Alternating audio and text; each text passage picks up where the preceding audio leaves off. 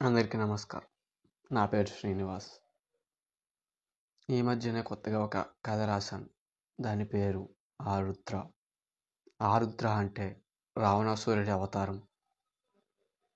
10 తలల రావణుడు, మహాబలవంతుడు, మహారౌద్రం, వివేకం, విజ్ఞానం, బలం, బలగం ఇవన్నీ కలిసిన ఒక వ్యక్తి మన ఈ ప్రజెంట్ జనరేషన్లో పుడితే ఆ జీవితం ఎలా ఉంటుంది, ఎలా ఉండబోతుంది, దాన్ని ఒక సరైన మార్గంలోకి తీసుకెళ్లేందుకు ఒక వ్యక్తి సాయం, ఇవన్నీ కలిపి ఒక మూవీలా చూపించాలి.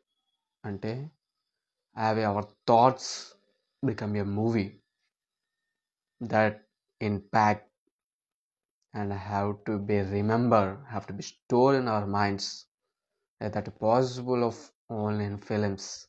అందుకే I would like to have this in a movie.